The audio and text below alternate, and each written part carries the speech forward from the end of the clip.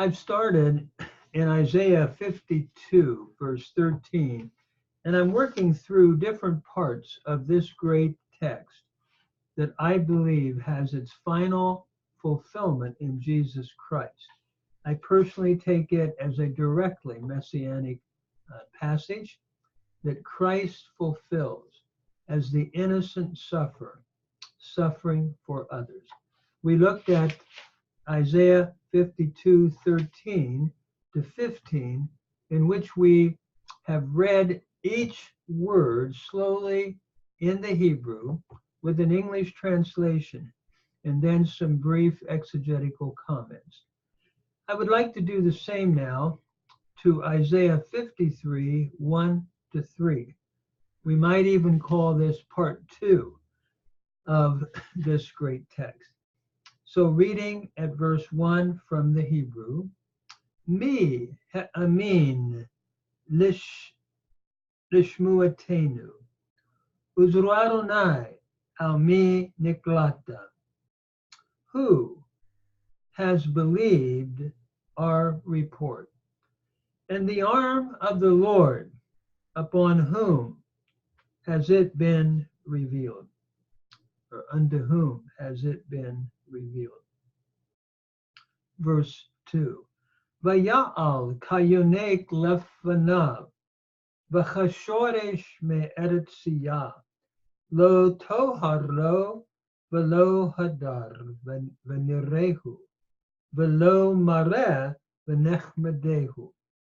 That is, he came up as a sapling or a suckling before him, and as a root from dry ground. He has no form and he has no beauty that we should look upon him. And there is no appearance that we should delight in him. Verse 3, Mivzeh v'chadal ishim, ish machovot v'yadua choli, uchmaster panim mimenu, nivzeh v'lo chashavnuhu.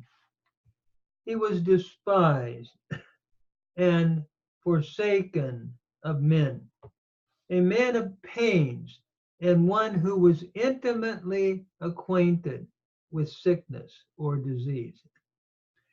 And as the hiding of faces from him, he was despised, and we did not esteem him. Notice a few exegetical comments. Isaiah says, who has believed this report? And when we look at John chapter 12, the New Testament tells us that not too many were willing to believe it. And in a sense, I believe, sad to say, that is still true today.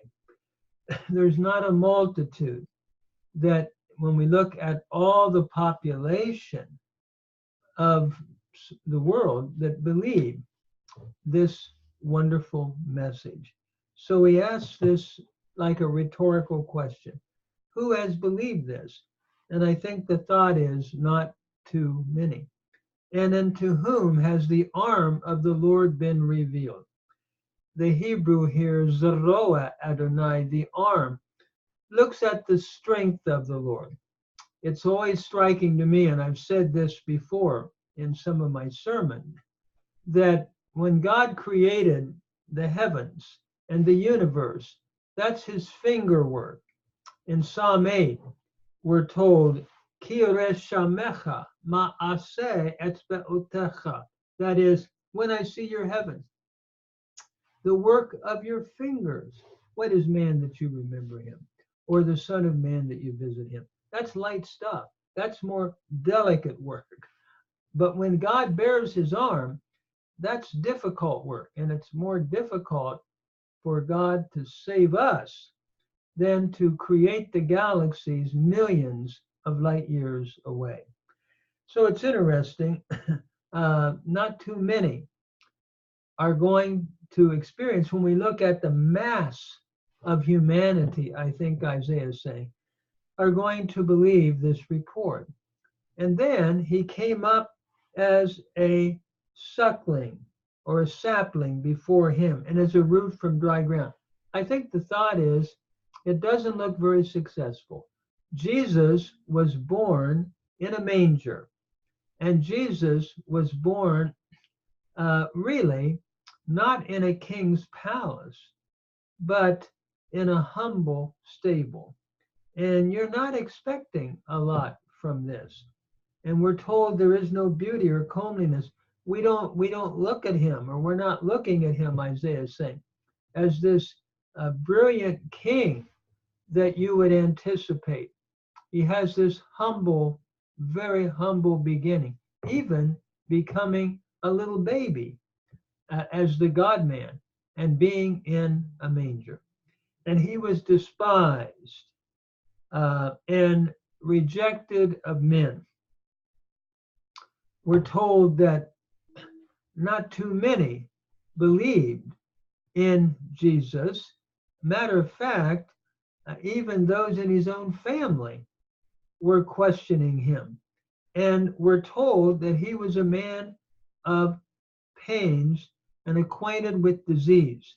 I believe here he's talking, in my own personal understanding, about the disease of sin that he intimately knew, not because he sinned, but because he was bearing vicariously in our place our, can I say, sin disease upon the cross. I think it's looking at the disease of sin that Christ willingly bore when he said, "Not my will, Father, but yours be done." And then he's like a leper, as the one from whom men hide their faces. Isaiah is saying when we look at him, he was despised like a leper, and people would run away from him.